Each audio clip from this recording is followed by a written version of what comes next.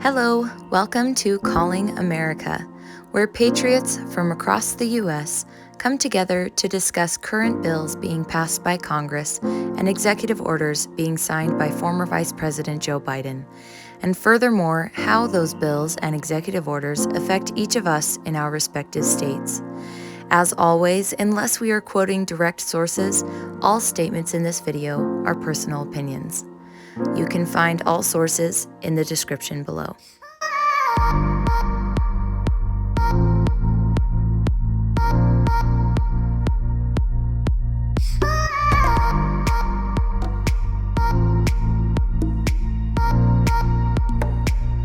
Hi, everybody. My name is Danita Knickerbocker. Currently, I work for Department of Homeland Security.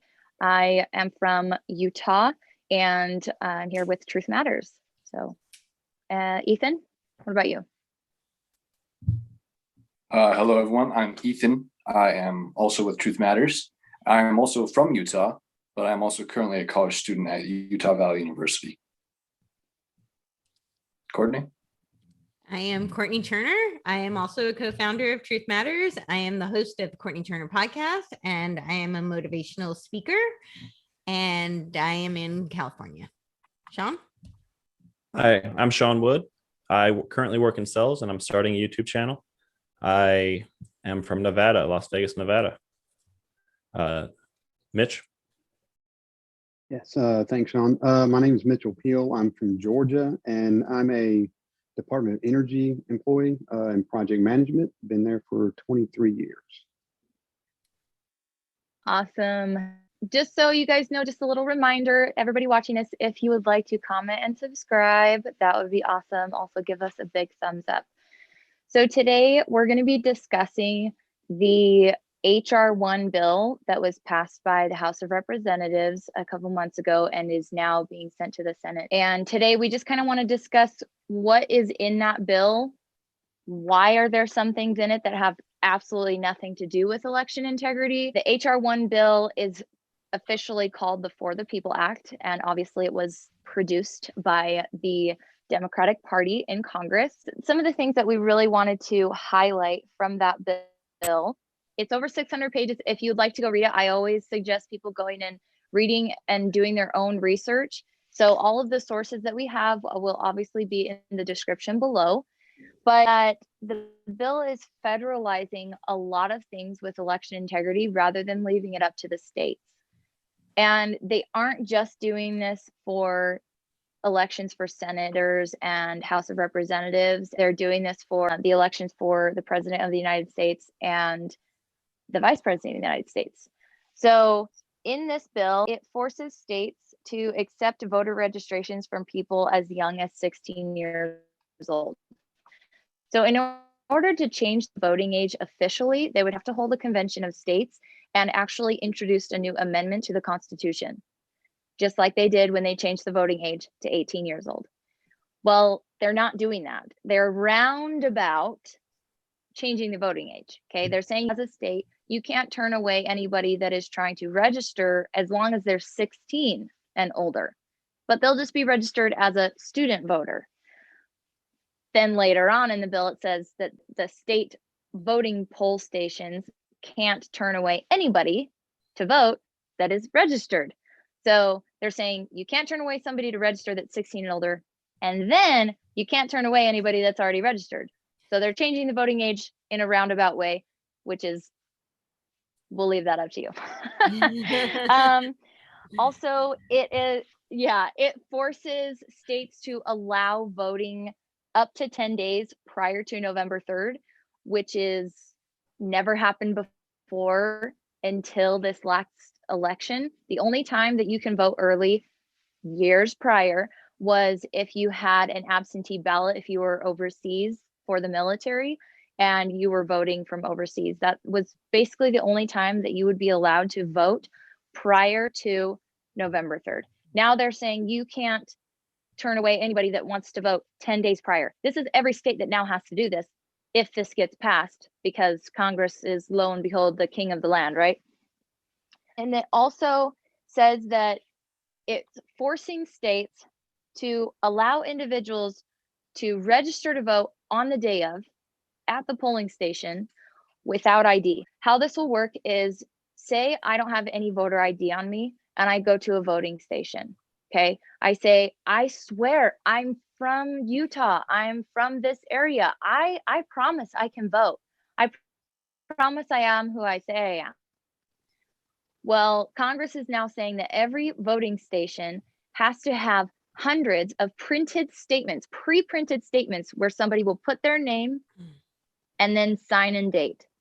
No other requirements other than print your name saying, I promise I am from Utah and I can vote here. Sign it, date it, I can vote. No matter who you are, what you are. I mean, you could be a 5-year-old and go in there and do this, because how are they going to tell if you're not 16 years old, right? You don't have to have an ID. Some of the other things that were in the bill is that it's transferring the right to draw congressional districts from state legislatures to independent commissions whose members are unaccountable to voters. So basically what this means is it's saying that the congressional districts are not going to be defined by the voters anymore. They're going to be defined by whoever the heck is paid to do it, and they're not accountable to the voters. So they could redraw congressional districts days before the election. They just change it and, oh, wait, you're not in this district anymore, but you registered to vote here, but now you're not registered anymore. So you go up to the voting station and lo and behold, maybe you're not eligible to vote anymore. The last thing that we wanted to highlight is what is in the bill that should not be in this bill, because it has absolutely nothing to do with election integrity. Congress declares that Congress has the power over the seat of the federal government to admit new states to the Union, and therefore gives them the power to ratify the District of Columbia as the 51st state in the Union. What does that have to do with election integrity? Okay, so this is kind of the bill. Obviously, there's 600 pages. There's a lot more to go over in this bill, but this is kind of what we're going to focus on today. And so first off, do people know about this bill in your state? Are people aware of it? Have they read it? Do you know of anyone that's really talking about it? Have you seen it on social media in your circles from people in your state? First off, Ethan, if you want to go ahead and talk about that. Thank you, Danita. So several things. First of all, right off the bat, HR-1, it calls for the creation of a state, but it doesn't actually authorize it. That's an entirely different act. That's HR-51, House Resolution 51. That was proposed by Eleanor Holmes, I think, the Washington, D.C. I'm a representative at large in the House of Representatives. She has no rights to vote. That being said, there has been a lot of reaction in Utah in regards to this. The Utah governor, Spencer Cox, actually came out and said that this is a terrible, terrible, terrible bill. And Spencer Cox is no American First candidate. He's no MAGA guy. He is not flamboyantly, he's not Trumpian in any way, shape, form, or aspect. Mike Lee came out in opposition to the bill, saying that he agreed with every single word in that bill, including and, the, and but. In regards to opposition from the people of the state, we recently had the opportunity at Truth Matters to go and attend the Utah GOP state convention. And whilst I was on the floor and I was passing out flyers and talking to people on the convention floor, I talked to a few of them about HR-1, and many of the people there, many of the delegates were saying, this is a horrible, horrible bill, and that's why we need to try and make sure that we nominate a state chairman who will fight against this. And they obviously won, and the state chairman won by 55%. So Utahns are very much aware of this. And the thing that I really want to focus on as well is the fact that this flies in the face of the 10th Amendment, which gives the states the powers to create their own laws in regards to laws that are not created by Congress. So any duties that is not provided by the Constitution, directly by the Constitution, the states have the ability to make laws regarding certain issues. And it just, the taking away of the state legislature's power and giving that solely to, like you said, independent boards to design the congressional districts. Again, it's taking away from state power. This whole bill, I feel, and many of the people in Utah that I talked to at the GOP state convention and that I follow on social media and I talk to on social media are saying that this is a horrible bill and it flies in the face of the Constitution. And the biggest thing is taking power away from the states and refocusing it with the central authority of the federal government. And as we've seen throughout history, the federal government has been gaining more and more power a little at a time, but it's only, there have been moments in time where it's been an outright power grab. We saw that in the 1930s when FDR tried packing the Supreme Court. However, that didn't happen. Both Democrats and Republicans were like, no, this is bad. So it didn't pass, thankfully, but we're seeing that happen now. So the biggest thing that I think that is preventing HR-1 from passing is the Senate and the filibuster. And also, Joe Manchin of West Virginia came out and said that he's not going to vote for HR-1 as it is currently written. And he is a Democrat, right?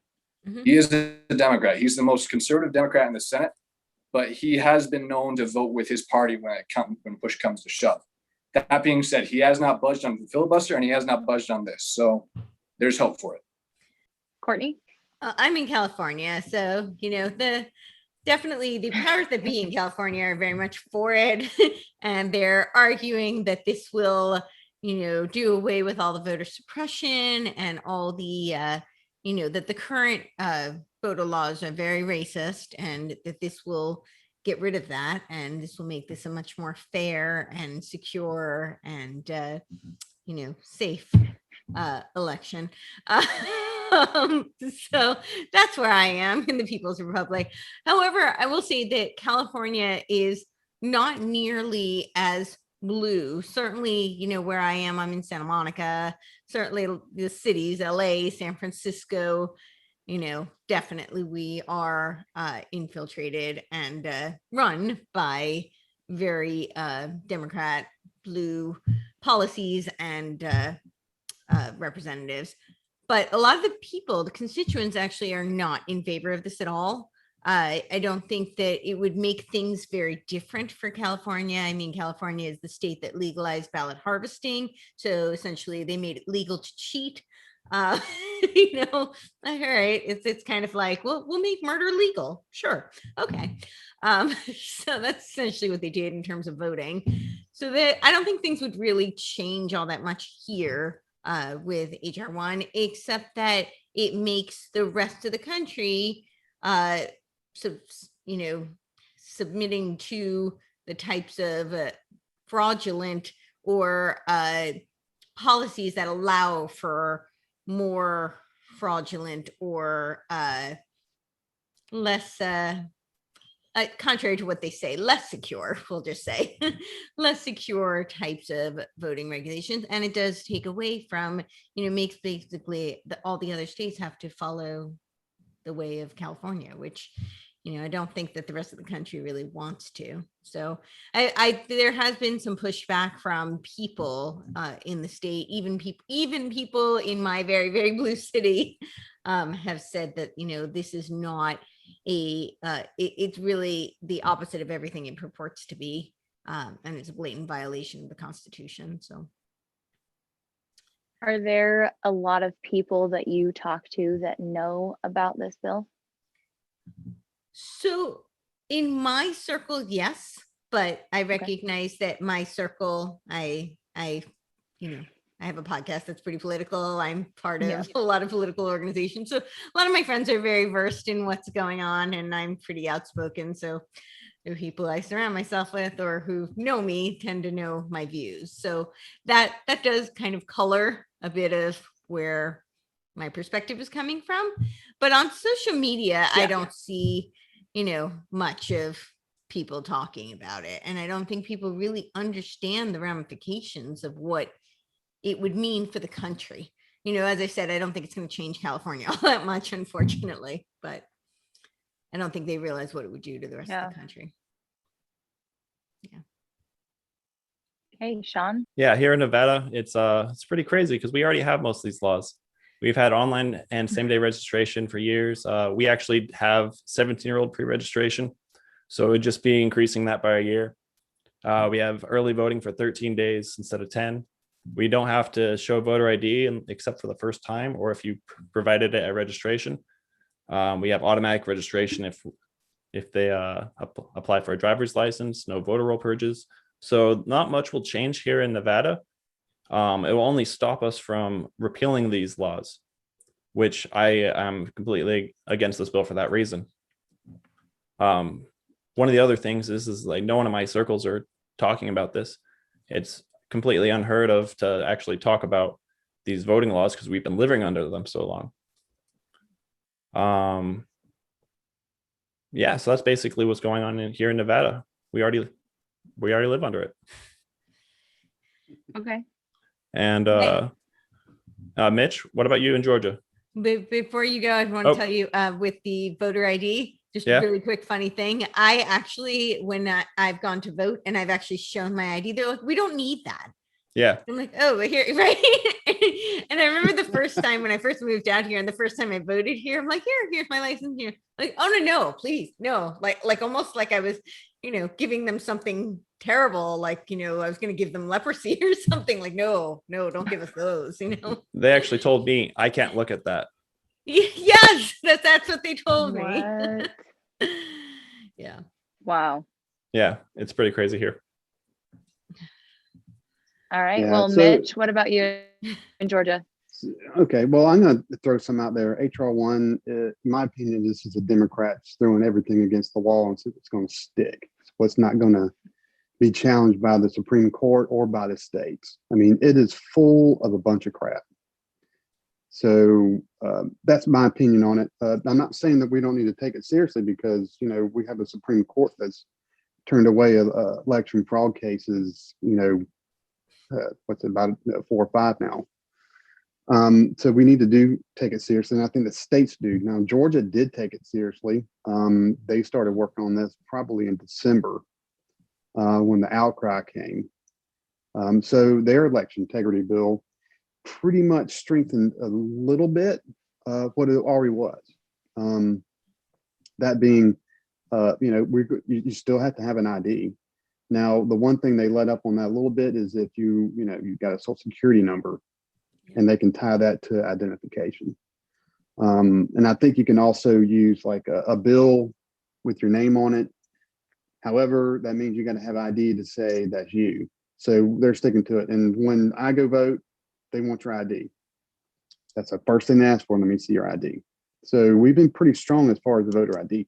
Now, where it's an issue and where we found an issue in the state of Georgia was, first of all, the unsolicited ballots that went out.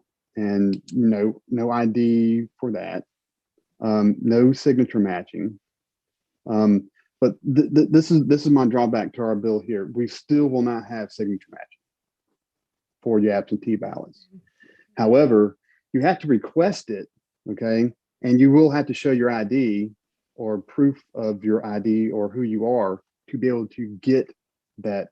It's an absentee ballot or a postal ballot. Okay, so I don't think they went far enough. They should have just made sure to outlaw unsolicited ballots, period. There's no telling the next election if there's a spike in COVID, they'll institute the same thing and send out unsolicited ballots because they didn't really actually address it in the bill. I mean, if I was my point, I'd say outlaw them. You got to be able to request it and have an ID. So that hasn't changed much. And y'all probably heard in the national news about Georgia.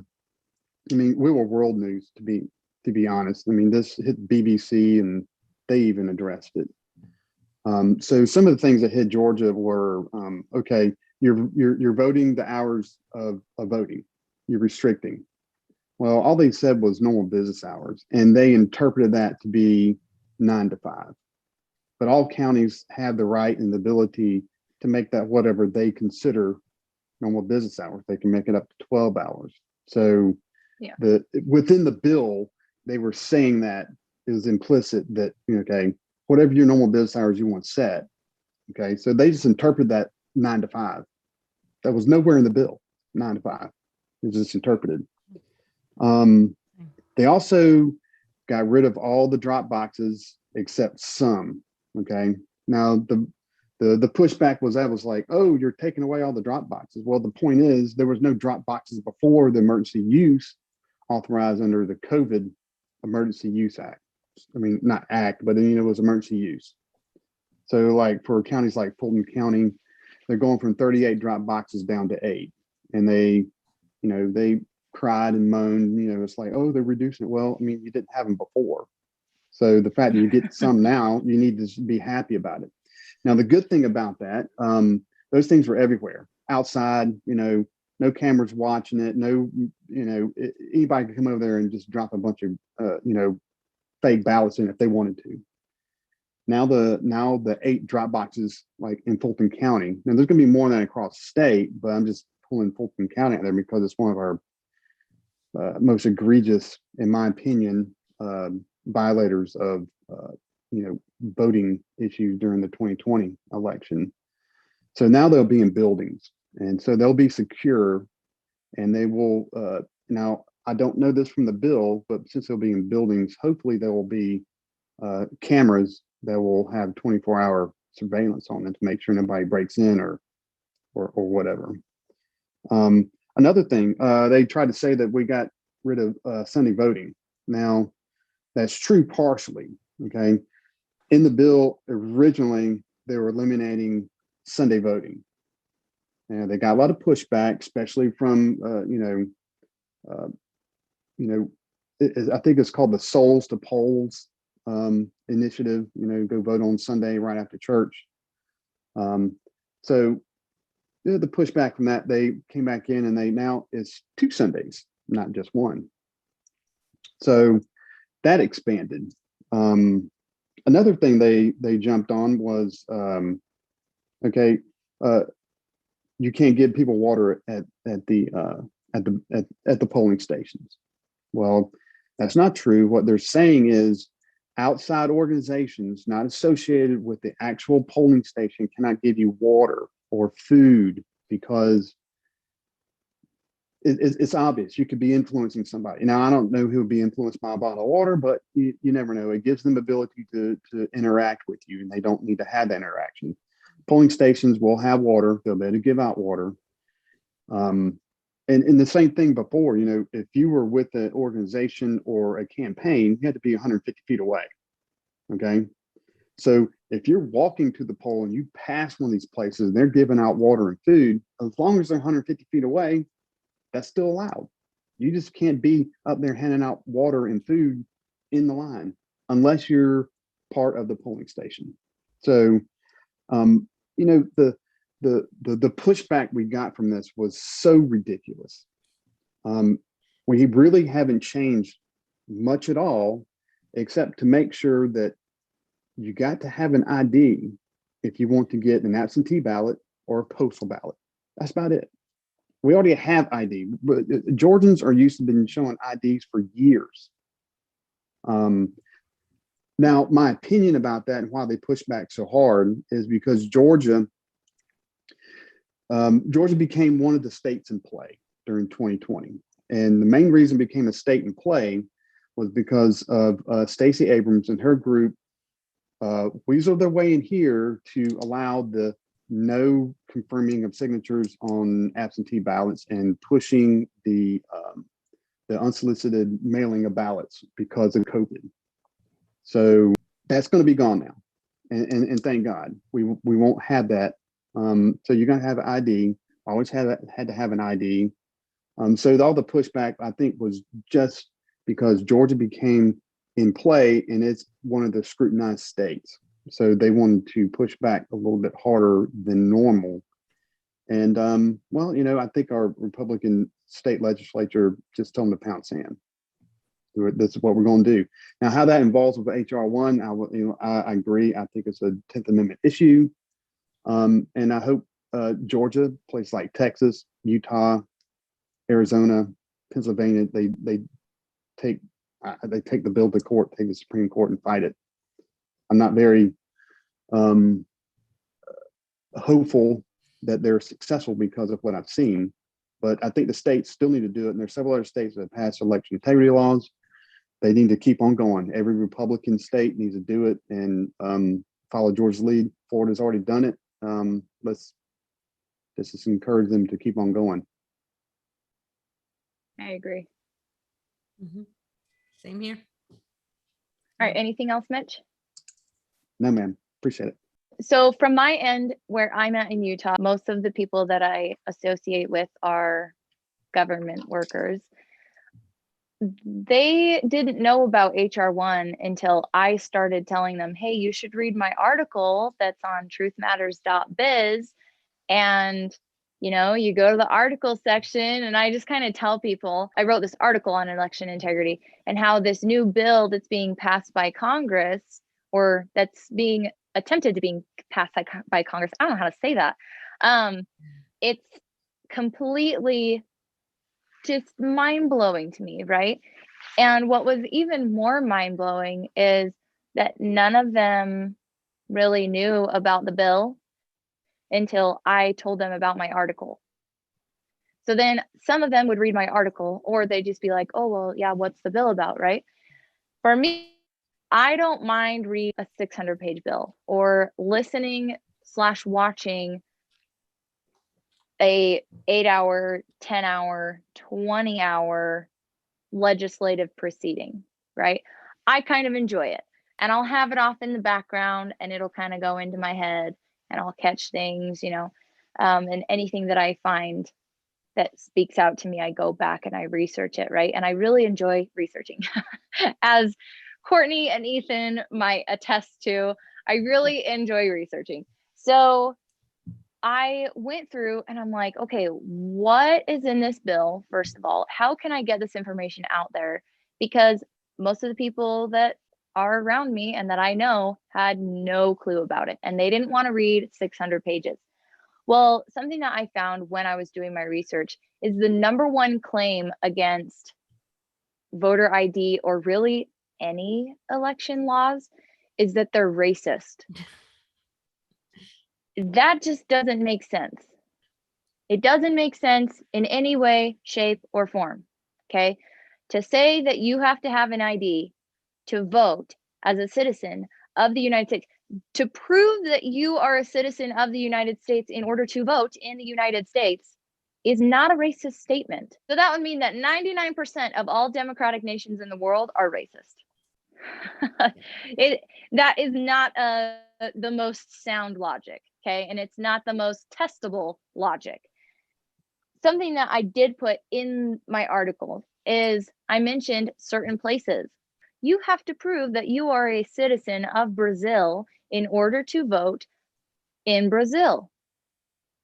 Is that racist? No, it's only racist if the United States says it. It's only racist if the United States says it. That's just what it is, right? So this was something that I was looking at and I was like, what the heck? When I was talking to some of my friends that are not as conservative or libertarian as me, a little bit more on the left hand side, they were like, oh yeah, it is racist. And I'm like, where do you get that from? Where do you get that from? And they're like, well, I mean, Black people just don't have an easy way to get an ID, and neither do Latinos. I'm like, don't you think that's a little racist for you to say that? For you to assume that Black people and Latinos and other minorities just can't get ID? Because what? Why do you assume that? And then they're like, well, I just assume it because it's just, it costs a lot. I'm like, so you assume that all Black people and Latino people and minorities are poor? Like, that's so racist. Like, the logic just does not back itself up. And that's what's really hard when you're talking about a 600-page bill that's already passed by the House of Representatives in Congress. Because of course, none of them read it all either. And most of them don't know that there's these little things put in there, you know, like, oh, you can't turn away anybody that's 16 to register. And then like 200 pages later, it's like, also, you can't turn away anybody that's already registered.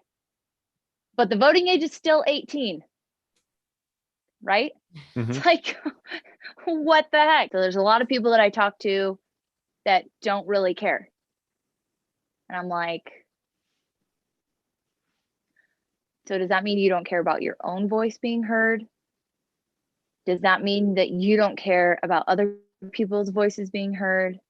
What are you doing to fight back against this? What are you doing to support it? And there's people that are just like, well, I just stay out of it. And a lot of people that say, I just stay out of it, they follow up with, I stay out of it because I feel like my opinion never matters. I'm like, okay, so you feel like your voice isn't being heard, but you're okay with the government destroying our country more and more to make it so your voice really isn't heard even more. And they're like, yeah, basically. Like, this sucks. Last thing that I think is important for every state and not just Utah is that in the Constitution, there are about 9 places in the US Constitution where it goes over elections and voting. Nowhere in there does it state who is in charge of the election process or the voting process for the election of the Vice President and President of the United States. This is where the 10th Amendment will come in, as other people have mentioned prior to. And I love Mitch's statement earlier where he said, I feel like the Democrats are just throwing crap against the wall and seeing what'll stick. When we were little, we used to throw spaghetti noodles at the ceiling and see if they stuck and what they looked like when they stuck to the ceiling. My mom would come home and she'd be like, oh! Well, if it sticks, it's done. And it was just funny. It was funny. If it sticks, it's done, right? And obviously you throw more just because it's fun. It's always fun to see things sticking to the ceiling. Anyways, I totally agree with that. I feel like there's so much stuff that's just thrown in there, and Congress thinks that they have the power to do this, even though it was not given to them in the Constitution. The only thing that will save the states at this point is the 10th Amendment and their ability to create laws that are not directly given responsibilities to Congress. Okay. So I just want to say something. So Danita and I obviously run a different crowd. She deals more with down to earth based people. I am much more politically minded, and all the groups I follow are much more politically minded as well. And they mentioned HR-1 a lot. But I think that one of the problems that the Democrats are banking on is the ignorance regarding HR-1. For instance, I saw this poll recently done by the Data Center for Progress, which is obviously a far left group. And they said that 67% of Americans approve of this bill. But anytime you actually talk to people who have actually taken the time to at least peruse and go through it, they vehemently oppose it because, like, this isn't good. So I just want to say 2 things about that. So one, the polling is just a way to manipulate the masses. I mean, it's horrendous. How much validity? Yeah, it's a tool. So, and the other thing I want to say is that this is really a iteration of critical race theory, because they have equated voter ID with being racist. And it's really interesting because I've asked so many people, because I've had so many conversations with people about this argument, and nobody can explain to me really why it's racist. Yes, they'll say, well, because they can't afford it. Or the other one I've heard that I thought was so ludicrous is that how are we going to get to the DMV? I'm like, where do you think minorities live? Like, is there no DMV around? Like, well, but what if they don't have a car? What if they can't get there? And I'm like, how are they going to vote? Well, but how are they going to get to voting if they can't get an ID? Yeah. Right? How exactly? None of this makes any sense. And if you really put the onus on them to defend their position, they can't. They've just been told it's racist and you're a bad person because this is racist and you're supporting something that's racist. But they can't actually defend their position because there's nothing racist about asking somebody to verify who they are and that they are a citizen of the country and the state that they are voting in. There's nothing racist about that. No, and they can't defend their position because they've been told it's racist. And so I think it's really important for people to take a step back and examine how successful these brainwashing policies and practices have become, because people really have no idea what it is they're subscribing to. They're subscribing to things that they have no understanding of and no means of defending or substantiating. Right. Absolutely. Oh, go ahead, Shawn. I was just going to say, I've had a lot of friends who they don't really care about politics, but they parrot these talking points to me from the mainstream media, and I have to go through one by one and debunk all of them for them. And once they hear what I have to say about it, they go, "Oh, yeah, that makes sense." Right? Well, it's Right. funny. So what I kind of say is they can't defend their position about why it's racist without saying some really racist things. That's Like, true. Yeah. They can defend it till the cows come home, but everything they're defending it with is completely racist statements. I'm like, did you come up with that, or did you just hear that and now you're repeating it? Right. So Can I say something else? yeah. Oh, go ahead, Shawn. Yeah, go ahead. I was going to Ethan. say a little bit of logic, to the spelling light of all the lies. Just a little bit of thinking about it. Go ahead, Ethan. Yeah.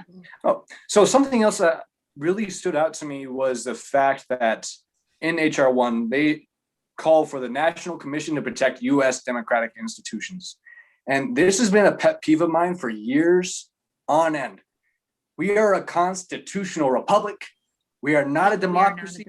Yep. If you read the founding fathers' papers and their writings, they were vehemently opposed to democracy because democracy ultimately leads to mob rule. And we're seeing that right now with what happened with the Derek Chauvin trial. Did you guys hear about this story, actually? Going off your point about critical race theory, one of the big maxims is to actually get people to think of themselves based solely on their group. One of the jurors was attending Black Lives Matter rallies. And so he could not say that he was a neutral party, which is one of the prerequisites in order to be a juror. There's just so much. We are a constitutional republic. We're not a democracy. Therefore, voting should be stringent. People need to show identification. They need to show that they're Americans. It is not just something that anyone and everyone can or should do.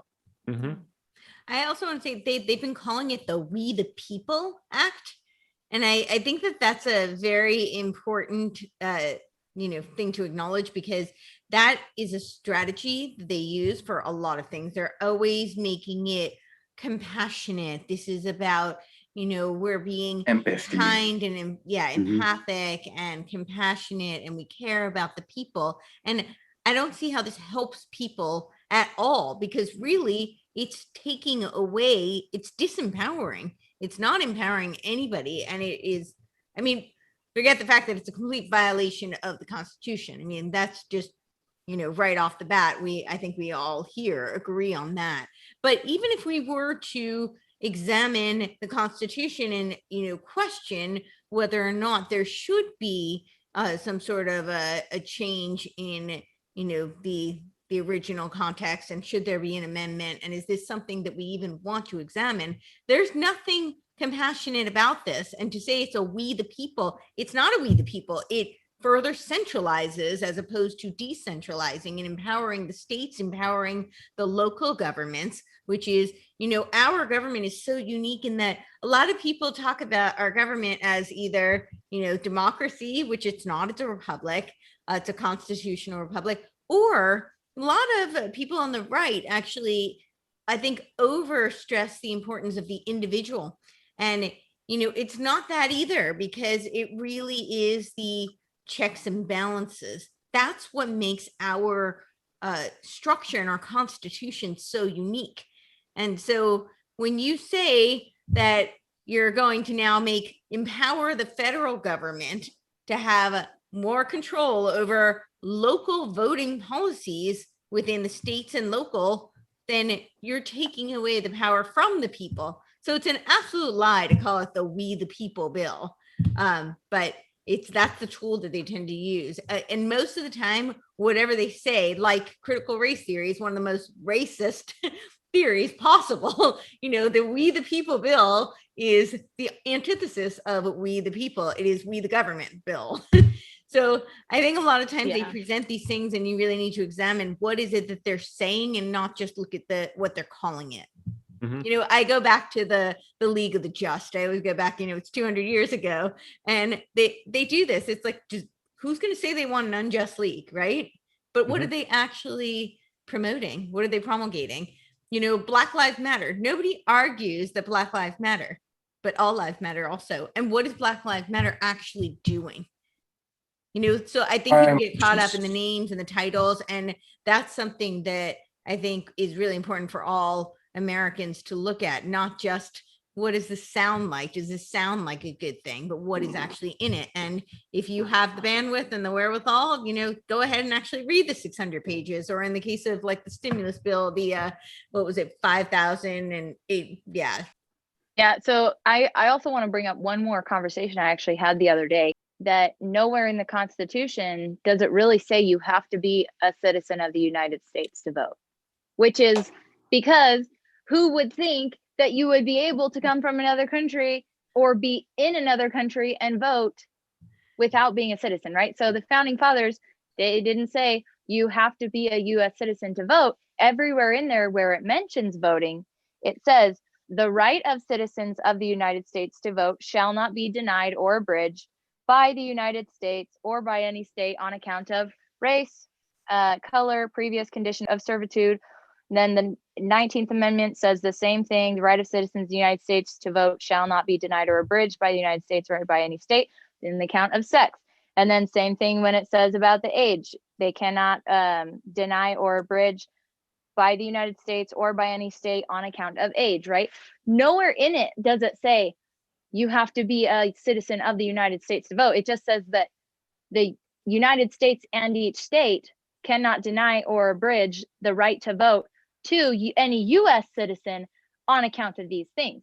Well, what about them denying or abridging the right to vote for any other citizens of any other country? I know one of the people that I associate with is a little bit on the left. They're like, yeah, I mean, they can already vote already legally. And I was like, ooh, the problem is that, yes, that's not in there directly, because you would think that in order for you to vote for your school president, you have to be a member of that school. In order for you to vote for your country's president, you got to be a member of that country. In order for you to vote for the CEO of your company, you got to be a member of that company, right? Or a member of that board. And it's just like, well, it's not in the Constitution. So I'm like, you're right. You're right. It's not in there, but it's kind of like common sense. And I know that we don't have common sense anymore these days, but come on. Well, I'm pretty sure we can probably look up some U.S. Supreme Court precedent on that would probably show that it's implied. Yeah. Yeah. Without having Very much so. to explicitly look at the Constitution, say, does it say exactly U.S. citizen? I'm pretty sure there's precedent for it. Otherwise, we wouldn't have voting rights come to the Supreme Court in the first place. So, but I still understand your reservation, Danita, that, you know, you like to be able to look in what I call our country's Bible and be able to see an answer for everything, but that's not necessarily the case. So yeah, and when people are arguing it, they're arguing it, well, it's not in the Constitution, and I'm like, I'm gonna give a counter argument, and that it's technically the states who vote for the president and vice president, and not the people itself. That's so true. it's the states Because who are it's the deciding electors. on their own side who's voting in their state. So it has nothing to do with the Yeah. U.S. Constitution. Yeah, it has everything to do with the state constitution. It's the state Yeah. constitution. It's Yeah. not the U.S. Constitution. Yeah, Shawn, you're absolutely right. That's why the 10th Amendment and the problem with HR-1 is that it nullifies the what was it, the constitutional of 1787, but I'm forgetting what the term is. But it says exactly that it is up to the states. And that's why the states have to have the power to make their own regulations, their own voting laws. Yep. And that the HR-1 is a violation of that. It's saying that they're going to federalize all of it. And you're absolutely right. It's the states that vote for the president. And so then the members of the states, that's why you need ID to say that you're in that state, because it's the state, it's going upward. You start from we the people. Well, and that's why that's why so many of the actual cases for election fraud are coming to be, is because they are starting off with the basis of the state constitutions say this, and the state constitutions can only be changed by legislators. Yep, The state exactly. constitution cannot be changed by the Secretary of State 2 weeks before the election or 3 days before the election. That's not allowed, right? So Right. that was a big part of a lot of the cases that came out as Yeah, well. they were violating their Right. own state constitution, Yeah. which is unconstitutional because it affects other states. That's Yeah. And just to sorry, it was the constitutional bargain of 1787. That's what I was. Awesome. I Yeah, go for want to piggyback. I want to piggyback on what Courtney was saying about, they call it we the people. The Democrats are very, very good at language. Yep. And when Ethan That's was remarkable. saying there was a poll that said 67% agree with this bill, I bet if you look deep in that poll, they probably asked some of those people, how do you like the name of the bill?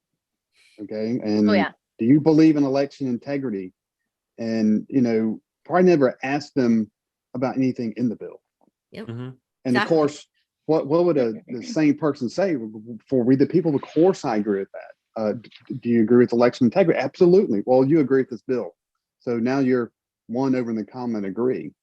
But, Congress has done this for years as far as their language entitling bills to either build up and create, as you were saying, you got to be for this. Otherwise, you're just unsympathetic to anything.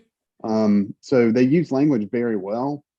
And, you got to look past it. And the way Danita says, it's like, look, you got to go read the bill. Otherwise, you're going to be like the average person in this country that has an 8th, 9th grade education. And that's what they play on. They play on the low information, low education voters to get that 67% to say, and then push it to everybody else that has a half a brain to say, this is, see, who in the world, what 67% of people did you talk to that said this was good? Yeah. This is ridiculous. Well, and this is where you can see the manipulation of polling, because what exactly are they polling? And they use Right. that polling, they craft the language very carefully. Once again, they use language, to gear it towards what outcome they're looking for. And then they take the poll to try and persuade, well, you don't want to be the outlier, obviously this is how most people feel. And so therefore we are justified in pushing this forth. And in terms of how they manipulate language, Orwell said, the revolution is complete when the language is perfect. This is straight out of the left's playbook. It's a postmodern concept. Derrida talked all about how, we can manipulate human beings through language. All perception stems from language. And they're very aware of this, and they utilize it to the fullest in order for political gain, unfortunately. I just want to say the ultimate poll is an honest election. The people will tell you their true opinion if you hold an honest election. Yeah. And that result is an honest poll. Yes, we need to get back to that for sure. One of these days. No, I'm just kidding. So what do you guys have for suggestions about what the people that are watching this podcast can do to kind of get the word out there for HR-1 bill, and what they can do to fight against the HR-1 bill? So Courtney. I think they can call their state legislators. I mean, I think that's really where a lot of the power resides currently. And I think that the people need to get the word out that they're not happy with this, and that the state legislators need to fight against it. Okay. Yeah. Shawn? I'm the same way. Get with your state legislatures. They're the ones who actually control it. And also write your senators, make sure they keep that filibuster, that doesn't go away, because that's the only thing holding us back right now. Yeah. And like for me, I got 2 Democratic senators, so I don't think they're going to listen to me on voting no on the HR-1, but they might listen to me on the filibuster part. Yeah, maybe. Yeah. That's awesome. Mitch, what about you? Yeah, I'm going to go with your state legislatures. We had to be pretty lucky here in Georgia. We got a pretty much a good majority of Republicans in our state House and Senate. But I think you can go a little bit further than that. And I mean, come down a little bit. Yeah, you need to talk to your neighbors. Okay. I don't care if they're Republican, Democrat, Libertarian. Just, I don't go there and, try and start a fight with them. Ask them if they know what it's about. Okay. I kind of like to embarrass them into not knowing what they should know. And sometimes they'll go take it upon themselves to go look. And I've had some neighbors be like, oh my God. I said, yeah. And I wasn't on specifically HR-1, but this was on other things that, people aren't paying attention. People are busy, people are working, they got kids, schools, it's, especially this past year when, when everybody's been home. I've been home for 15 months now. So things kind of get hectic, but, take the opportunity just to ping your neighbor or ping a friend. They don't have to be mean. Just, say, hey, you really know what this is about, and let them find out on their own. Yeah. So what I was going to say for Utah and my area and the people that I associate with is I think that the most important thing is knowledge for yourself, right? So that you can talk to other people. So I think the most important thing you can do is read about the bill. Don't read from mainstream media sites left or right. Read about the actual bill, what's in it, what it could do to potentially harm or make better our system. If you see some things as making it better, then all for it, right? But actually read parts of the bill, go through the bill, maybe watch some podcasts about the bill to get more information on it, and then spread the word to the people that you talk to every day, right? Because yeah, you can call your senator and your legislatures. That's really important because they're the ones that can make the actual changes in the laws. But if only the legislatures are the people with the knowledge, then we're going to end up with a continued country where we're at right now, where the populace is not educated and they have almost no desire to be educated in a lot of things anymore. A lot of people have no desire to research anymore because they don't even know where to start. A lot of people have no desire to be in politics because all they see is the hatred from both sides that comes from both sides and is just ridiculous, right? And I tell people about this little Trump parade I went to in Salt Lake City, Utah. I was in the back of this truck waving a flag, and this person drives up. We're probably halfway through this parade, and this person drives up opposite, right, coming towards us, and they yell out their window with a big middle finger up, and they're like, Black Lives Matter. And with my flag in my hand and my Trump flag in my hand, I said, you're right. They do. Black lives do matter. And she looks at me, she pauses, and F you, and she drives away. I was like, okay, like this is the type of behavior that's making it so that people don't want to be involved anymore. Right. And it's almost like they don't even care what happens to their own life, let alone their country. They don't care if half their paycheck is taken away because the government's just going to take it anyways, right? It's like, no, they don't have to take it. You can fight that and you can spread the word and you can fight this. So with elections, I think that we need to be educated ourselves, try our best to educate others, and call our senators. Yeah, call our legislatures because that's huge. That's huge. Write them and call them and write them emails and just like give them all the crap. Like Mitch was saying earlier, throw all the crap at the wall and see which one sticks, right? Call them 10 times a day, write them a few emails, write them some letters, just throw everything at the wall. That's what the Democrats do. So we might as well try it and see if it works. Right. So any more comments, you guys? Yeah, I just got to chip in here. And yeah, go for it. So sorry about that. My roommates were getting loud. But I agree with everything that you guys are saying about educating yourselves, calling your state legislatures, calling your senators, calling your congressmen, women, and everything like that. My thing is that I am as I said earlier, I'm a huge political junkie and I look through everything kind of at a political lens.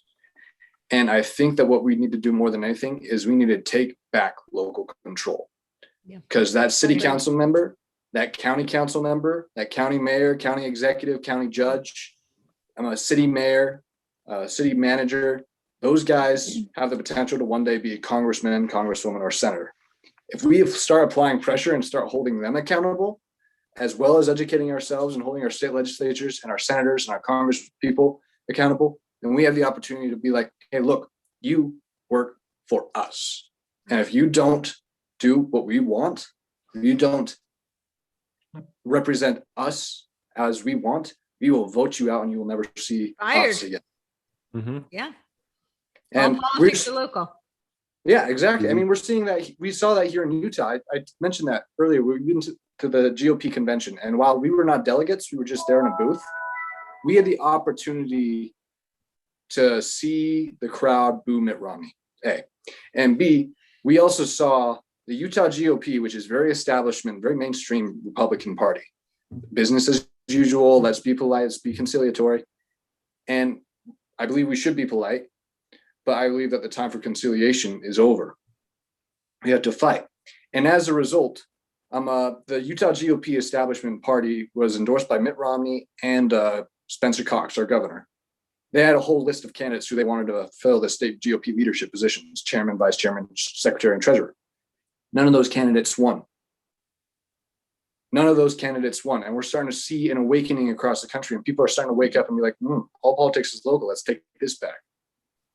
And they almost got Mitt Romney censured. They did a vote to censure him, and it was like 791 or 792 to 789 to 711.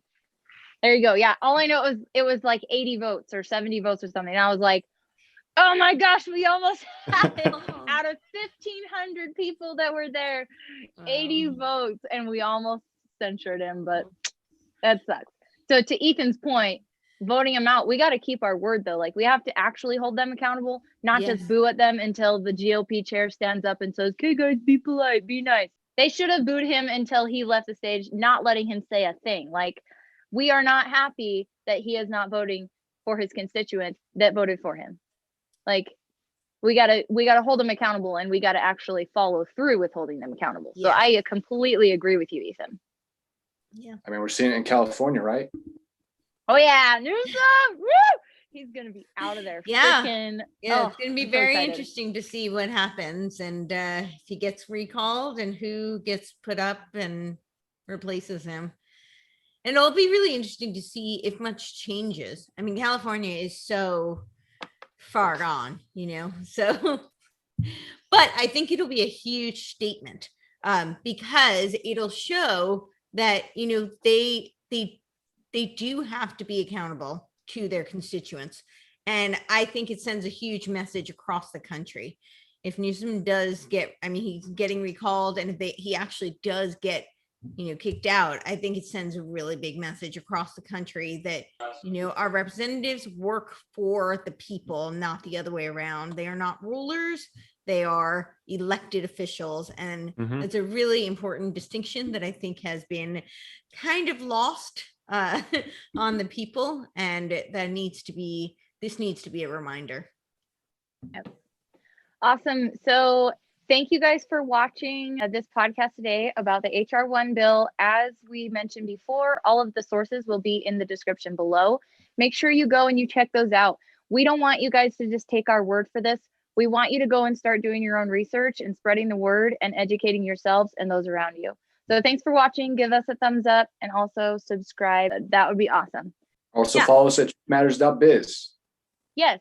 So truthmatters.biz. We are also on most social media sites. We'll link those in the description below as well. We have CloutHub, MAGABOOK, Facebook, Twitter. Facebook kind of gets censored a bit, so does Twitter. So you may not find us on there, but we are on there. Obviously here on YouTube, subscribe. Our most active account is on Telegram. If you have not heard of Telegram, Telegram is kind of the conservative Twitter-ish at this point, where you can follow people's channels and speak with them directly, comment on their stuff. We share a lot of our articles and we share a lot of opinions on there. We're trying to be more active on the other channels as well. So if you'd like to direct message us, go for it.